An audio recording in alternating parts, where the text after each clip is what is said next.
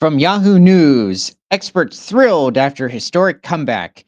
From prehistoric to present, my name is Ethan. This is Creature Guide Live Daily News. Remember to like, comment, and if you love talking about animals, share this show with everyone you know.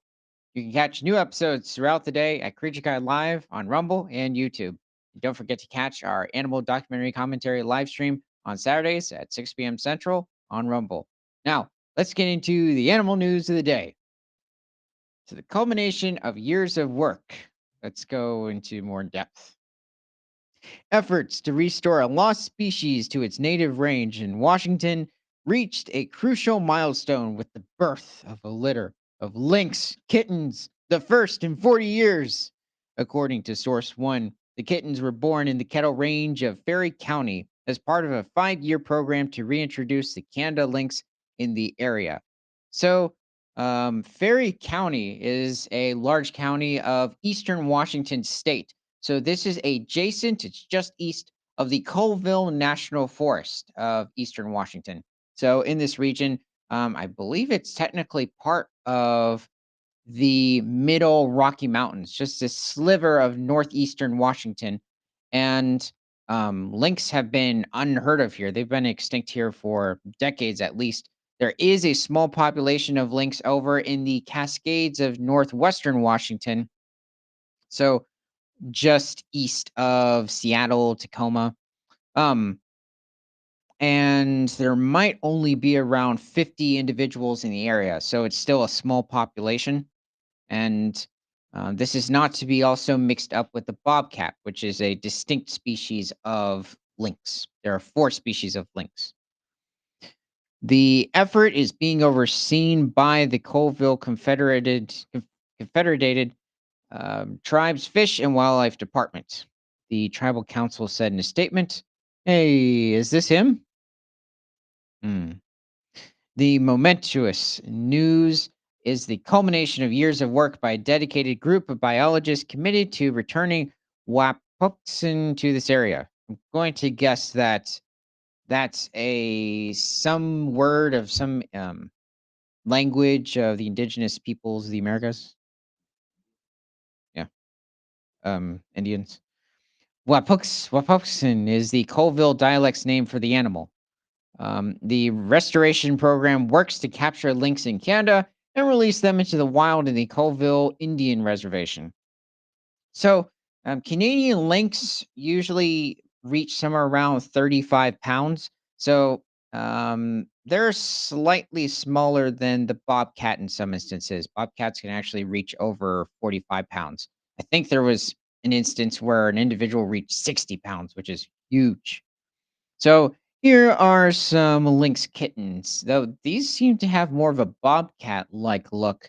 Bobcats are a species of lynx. They're the most southern living species of lynx, and there's somewhere around 3 million bobcats within the United States and Canada.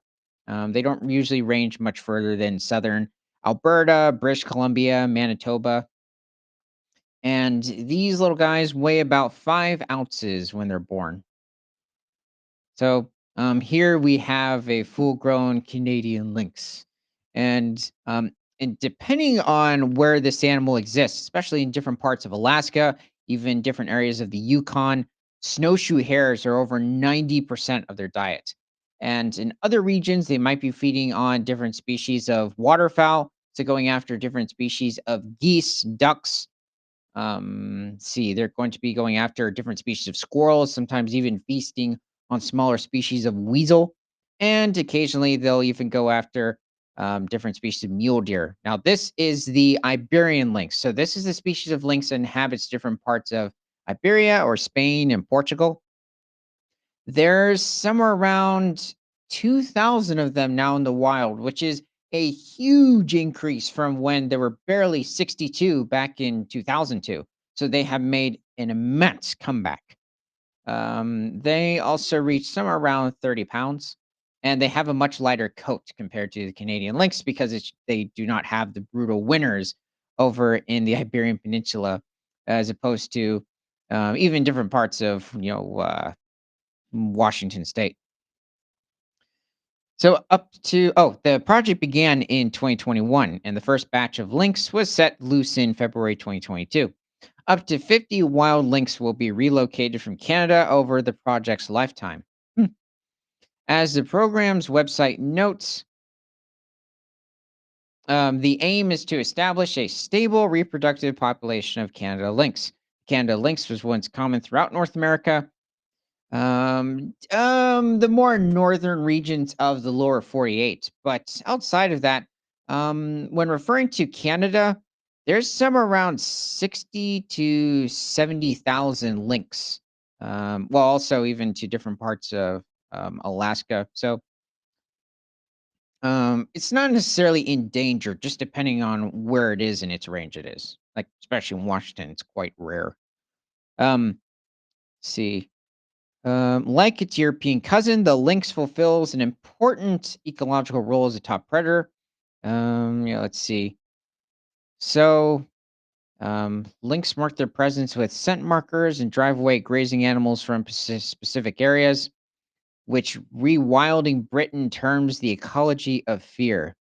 Yeah, rewilding Britain wants so much to return brown bears to the British Isles. Now, I don't doubt some people, want to feel more connected to some of these animals by bringing them back, but it's so densely populated.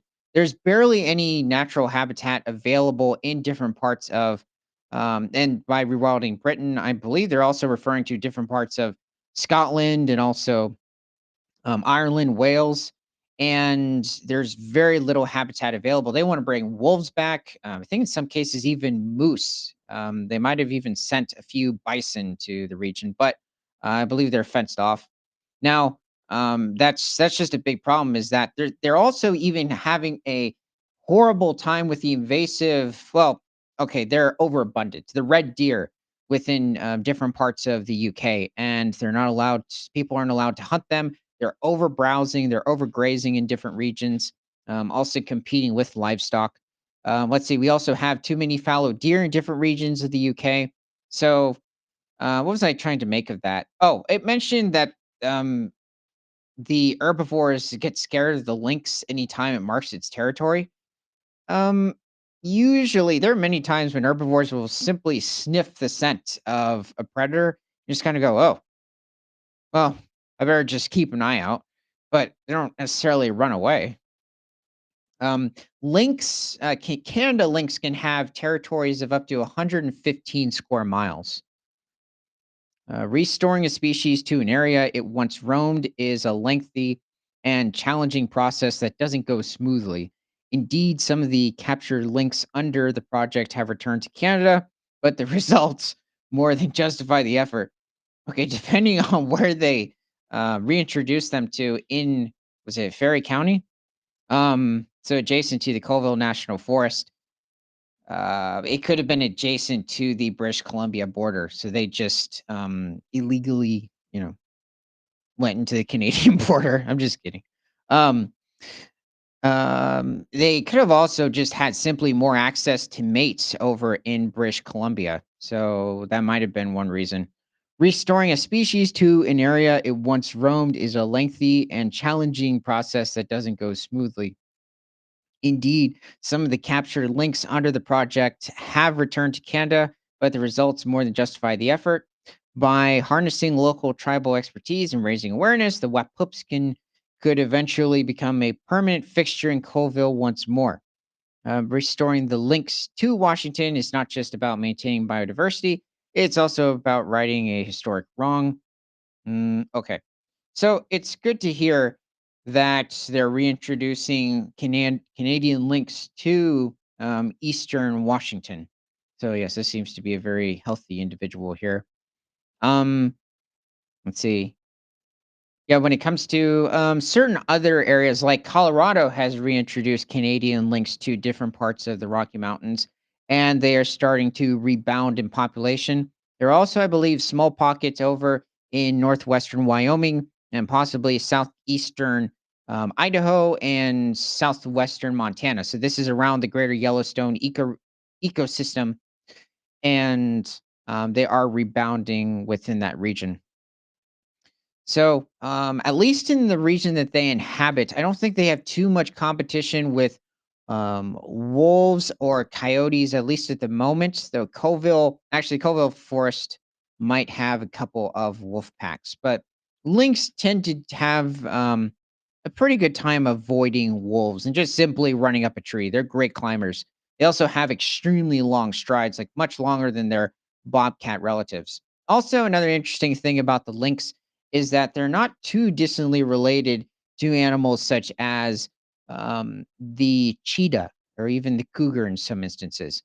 So they are somewhat closely related to Maracononyx and the puma. So Maracononyx being the genus that the cheetah um, derives from. Let me know what your things that you love about lynx in general. From prehistoric to present, my name is Ethan. This is Creature Guy Live Daily News. Remember to like, comment, and if you love talking about animals, share this show with everyone you know. You can catch new episodes throughout the day at Creature Guy Live on Rumble and YouTube. And don't forget to catch our animal documentary commentary live stream on Saturdays at 6 p.m. Central on Rumble, because nothing is better than all animals all the time.